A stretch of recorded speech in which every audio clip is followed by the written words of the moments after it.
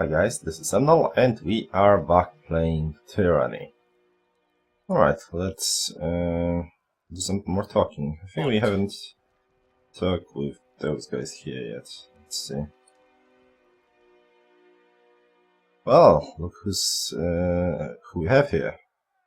Chewing on some manner of cad, heavy-set soldier fleeing spittle and crumbs as she talks. A Fatebinder finally shows himself. I'm Reg, and this is Baz. We were wondering when you might pay the camp a visit. The fifth eye has been a little starved for attention. He ordered us to watch you like a troublesome babe. Make sure you don't get out of line. Something like that. If you have questions, ask us. And good luck finding anyone else in the camp who will give you answers or even a smile. Do we really want to know them? I was the sellsword at the back and call of fat merchants, just another dented face in the crowd. After too many years of spilling blood in local skirmishes, I realized I was only killing time. Then Kairos showed me a better way. Unity, purpose. Now I fight for something, not just someone. Been watching the Scarlet Furies practicing my blade work. Not good enough to join them yet, but I bet I could show a thing or two. Right, so he can teach us something about Reg. Had a family, a farm, then the curse came and, well, now I have the curse. Priorities change when you hear screams in the night, and feel a blade pressed to your neck. Things like farms and families don't seem as important. I used to have nightmares thinking about the calling. When the Scarlet Chorus conscripts a village, they hold a ceremony known as the calling. Every able-bodied man, woman, or child is given a weapon and forced to fight their family and friends to the death. Those who survive are deemed strong enough and free from old ties to join the army of the Voices of Nrat. How nice of them. I felt awful. Remember how I hacked my ma and dad to bits just so I could survive. The fifth eye had me howling one night, pulled me out of the horde and took an interest in me. Now I'm studying magic, calling fire from nothing. Awesome, we can get some fire magic. If my ma and dad could see me now, they'd be so proud. Okay, sure they would. What can you tell me about this fifth eye guy?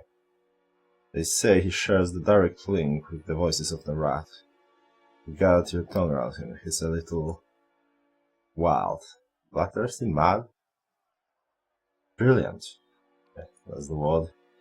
I was going to say eccentric. The curse isn't picky about who joins the ranks, so you can expect to find some unusual types. And most are as likely to kill you as to promote you. What do you know about Vendrian's Well? The walls might seem imposing, but the Vendrian guard do a better job of hiding its weakness than fixing them. We took the Citadel once before, we can take it again. We have to, don't we? Though Kairos knows I don't want to stay any longer than necessary. You should know better than to parade your cowardness before the Fatebinder. It's not cowardness, it's a superstition. Show me what the fifth eye has been teaching you. We'll make this valley burn. Alright, so he can teach us very much needed lore. And so here we have 22 ranks out of 45 in it. We barely started. Subterfuge and some magic stuff. Levels. We have 11 here, they don't have any. We have 16. 13. Alright, so the lore will be useful. Those Russians are foul, taste it. You can tell that it's poison or mold. I heard that our watch spotted this favorite scout by the grain cells. I don't think I feel fine. Maybe it's ebb to slow my hands in battle. Sabotage is a coward's weapon. It's just gone bad. Oh, I know. There's someone pissed in it. Paid by that. As what you can teach me. Okay, so dual wield for so basically all the things that she can use. Right here. Speaking of unarmed combat, so she can actually, if I actually looked into it, someone gave me the idea. She will deal more damage and hit faster, as you can see, early on with just gloves as an unarmed combatant. She won't be able, I don't think, use her scour abilities, but as you can see it was 2.1 and up to 15 damage per hit. Only issue here is that since she doesn't have any skills in unarmed combat, her accuracy takes a hit. Oh, actually, it's probably better to show it this way. You can see here, 42, higher damage, but yeah, I think we'll just stick to what we have though. This bow is shit, and this is let's look here. Endurance. Alright, I would give him a two-handed weapon, but I don't think we have any that are of any use. As yes, well, sometimes you want him to actually do more damage when, for example, people are ignoring him. But the only two-handed weapon we have is this one, and it's basically worse than our fucking one-handed, so it's kind of pointless. We'll just start using this. Let's see what's the difference. So longer attacks. They're almost would be almost at 5 minutes, 5 seconds already. Higher parry, lower dodge, and higher endurance. Endurance resistance, that is. That's not bad.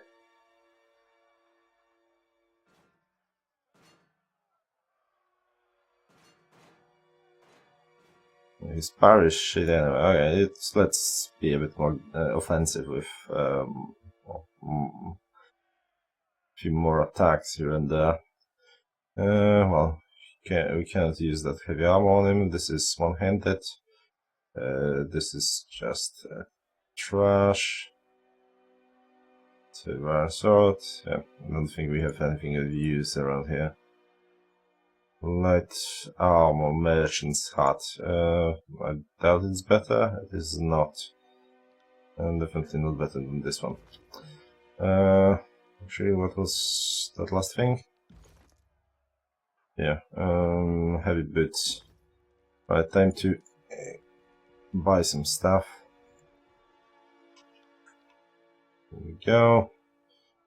Let's buy all of those. Alright, so is this any better than the one we are using on there? Well, actually it is. Some additional accuracy. Tiny bit expensive though. Let's go fire, plus 10 control fire, although I mean, probably not worth using the accessory slot for it. And definitely not worth paying 40 bronze rings, not for now. This is, I imagine, the same thing she has. Yes, it is. Hold boots are light armor, actually. Some more deflection and disengagement defense. We will try not to disengage. This actually is a very good armor. Oh, that would be nice. And even the one that we have is actually pretty decent. Much better, and yeah, decent weapons all around. And this is a two-handed. It's just a staff, isn't it? Yes, it's a fire staff. How does it compare to our staffs? Well, it has a better DPS, but once again, expensive. Yeah, let's start by seeing what we can sell. Iron Axe is pretty bad, isn't it? Just to make sure. Yes, it is. Just a bit higher penetration. This is for sale. We'll keep that one for now. This is for sale. Sale, sale, sale. Yeah, all those things. As potions go, we'll leave them where they are for the time being. And this is pretty shit. Let's remove that. Defense against bleeding. Well, it seems very specific, but the good thing about this is that you can just when you are hit by bleed, you can just track it, and it's only 20 copper. So let's leave it where it is. And what we have here, sell for this and this shitty little thing. And that's a hide. Not sure what the spire is. Oh, let's leave it as for now. And useless things. What's the normal penetration? Yeah, the rest of it, we'll leave it as it is. Even some of those, some of the food, we actually find some very difficult combat to cover.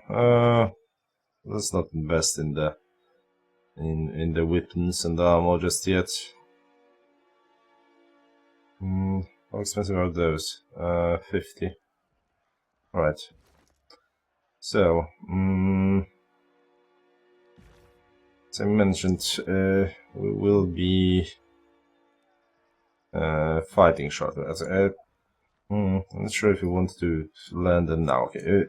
The thing is, we'll get another guy who is a mage, so he could use the lore that we can get by learning those. So this is an expression that allows us to cast spells in a cone. This is so basically a whole new set of spells. This increases accuracy and that's a vigor again, right?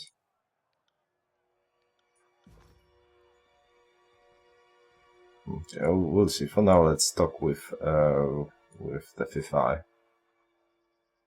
Binder of Tunan arrives. Screaming with a teenage temper, the fifth eye voice makes your gum itch and your fingernails feel in the need of a trim. Okay.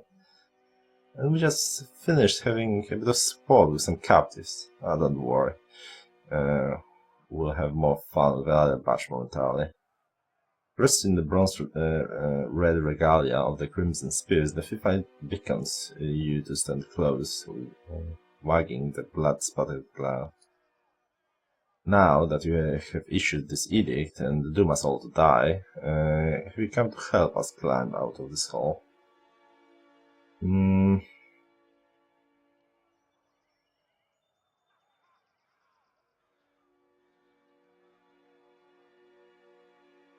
Trust you are getting your warriors ready for battle? We know the Oathbreakers are focused in the Citadel Bridge in the mountain spire, but we have learned this is not their only nest. Given the pattern of attacks, they must have a second group maintaining camp here in the outer valley. And unless we deal with the second group, they'll attack from behind the moment we cross the river, alright?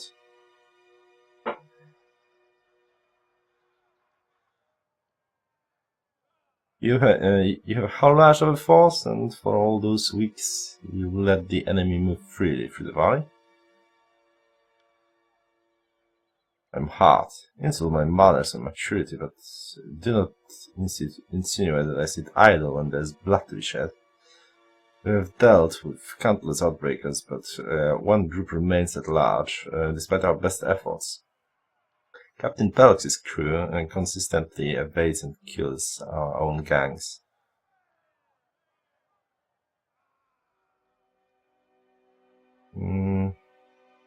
So you need help taking out those overbreakers. And while a good old-fashioned slaughter would be an efficient solution, and the smarter answer is not to kill them, but to end their strength to ours. They really are into the whole conscripting thing. Almost to a fault. My last group of scouts returned with a new bunch of prisoners, and one of those prisoners claims she can lead us to the Vengeance Guard's second camp. Though there are shreds of deception in her voice. I could use your help questioning this Variakel. Perhaps you will get less screams and tears and more useful information out of her. We knew where to ambush the Outbreakers. And if we knew where to ambush the Outbreakers, we could try to take their captain and show him the wisdom of joining the chorus. I don't ask. Asking for the change of points, and why is it just kill them? Yeah, let's try to get something out of him. That's my help off. You wound me, Fatebinder. I thought the joy of working for the illustrious Uncle of Secrets would be the reward enough. But you'd need to be missing half your head to think an expert will for free. Tell me, what will make you worth your while? Okay, I'm definitely not saying that services and gratitude is enough. Okay, let's get some magic. My price is knowledge. The Archon of Secrets knows a great deal of magic, doesn't he not? Doesn't he not? Does he not? Are you sure I can't interest you with pleasure swears instead? I agree with your conditions. I will share with you some blood chanter law. Also, I guess some blood magic? But I will need time to prepare parchment, and such things will have to wait until the breakers are silenced and we are no longer forced to act by the edict. So after this chapter of the story, I guess, I'll speak with the prisoner. Why not ask the Archon Secrets?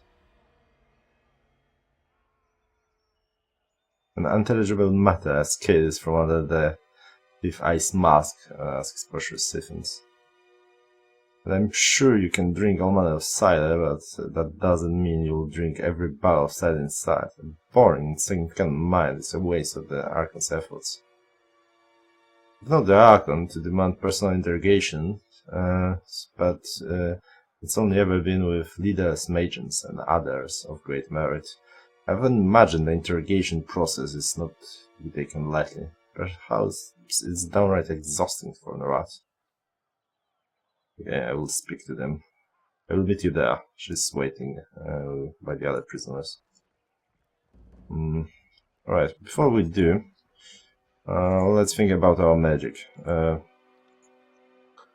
We do have now a lightning core and an illusion core. With lightning core we can get either a charged fist, which is a low damage spell that pushes enemy away, or with a sigil of direct impact we can get electric jolt, which is basically a lightning bolt that stuns enemies for a short while, does moderate damage, and has area of effect where it lands, basically. We could, I guess, increase the stun, but just barely. Well, we have 61, and its basic is 30, so increase the damage just a little bit to 50, and anything else. And we can increase the range, I guess, but range is good enough, so it's kind of redundant. And of course, well, accuracy. No, actually, that's not the accuracy. Alright, that's the radius of the AoE components, which is pretty shitty actually when it comes to damage, because it's all affected by armor anyway.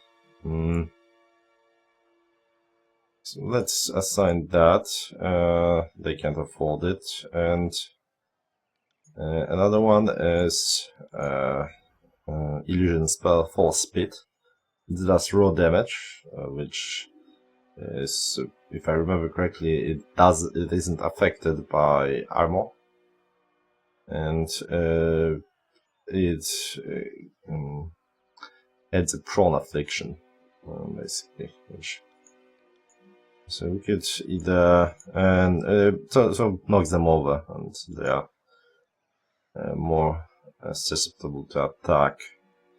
Actually, this one, I think it's long enough that it's worth to take a duration sigil. Range, probably not. Let's assign it here. Oh, and version, this basic version, it's actually a pretty decent defensive spell, which gives you a grace deflection and hit deflection, which basically means that 30% of all the grazes will be misses and 30% of all the hits will be grazes. Just lowers it by 1. So this is actually something that I'd rather give to anyone I can.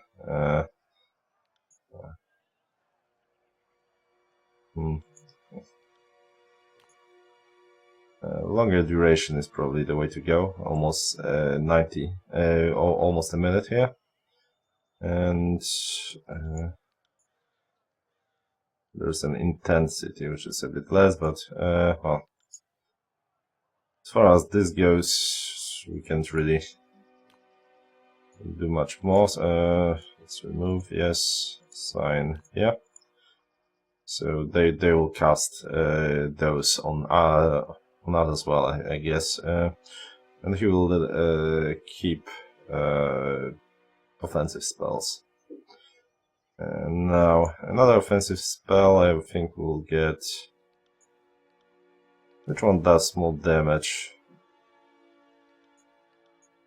Actually, we'll take this just for a little bit of control.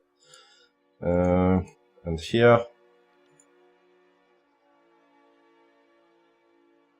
not bad. That's actually a fairly long affliction. So let's update it. Same here. This one we can have what range? We cannot. And intensity. Yeah, that's seems decent. That requires what, 40? Can we add something that will give it to 60? Probably not. Okay, actually the frozen affliction bonus is nice. Yeah, we'll try to go with that. I got it. And I live for the vanguard.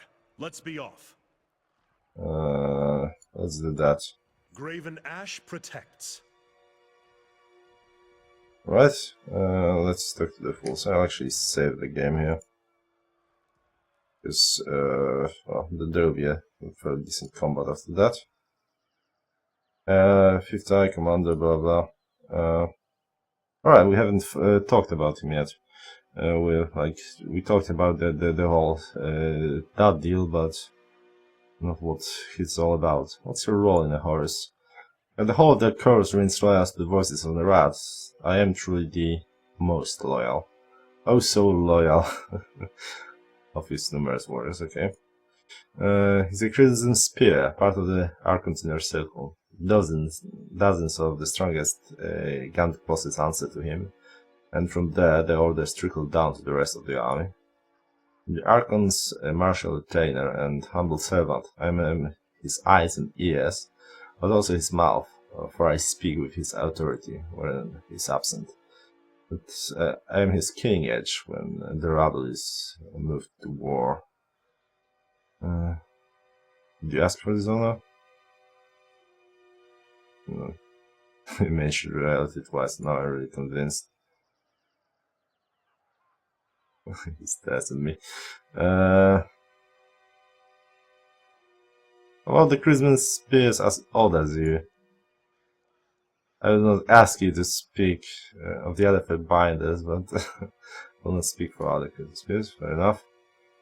He's old as fuck, and because he's an eye, not because he's a crimson spear. The spears are a cold, determined bunch. Eyes are breed apart, owning a fraction of the Archon Secret's madness. And you take the vows of the chorus. Unlike most of the conflicts here, I did not need to cackle against the head to see the wisdom of the Archon Secrets. I probably joined the choruses in its nascent days, left my home in Bastard City to join with the incoming chorus, and the rest is glory and history. These days you follow the chorus or die, but we who choose the path and kill to defend our place are the old guard. Even if it's been 2 or 3 years, the chorus has a short memory. What do you know of the disfavored commander, actually? Grand Marshal Erinus is a doting warrior.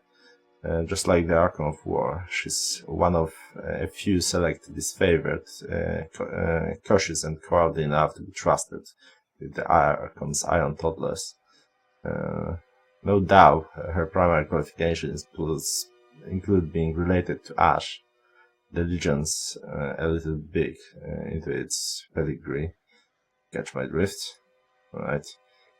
Keep insulting my commander, I slap the mask of your face, not that I'm eager to see what's inside.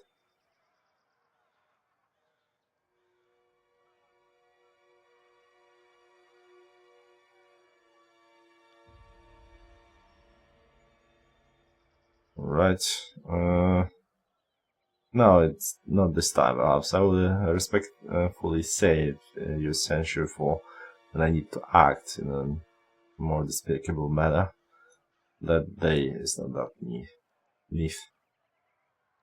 We are not children to be corrected and set in line. I think Lund distrusted the cult for trusting us as such, but I won't challenge at this juncture. He nods as if I say your piece about Iron Marshal then. Though I am loath to speak highly of her, I cannot deny she's a brilliant swordsman. And the other disfavored seem to take her seriously, despite the serious stick that is propped up her ass. Alright, who's the strongest in the camp? I am, naturally. This is Vez. Well, the Archon is, without question, the mightiest in the camp. Emnel is the master trainer here. She's almost tough enough to take me. She's a fighter. Don't tell her I told you that. But she can be trusted to fight and lead. And her humility is lacking. And while her humility is lacking, Vez is correct. She's been running the Furies even longer than Emnel. Too bad that skill and puissance did nothing to save her sisters.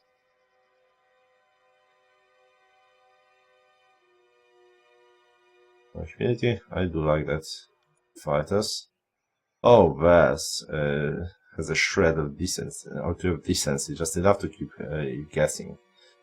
You two should get along with like a couple of caged parrots, squawking to each other. It's mutual delight. Damn. I won't get to ask about her sister. Let's see. River Quartermaster Peddler Camp. I already know that. Okay, farewell.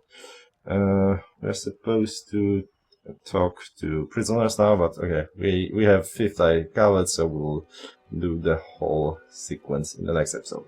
Thanks for watching, guys, and I will see you then.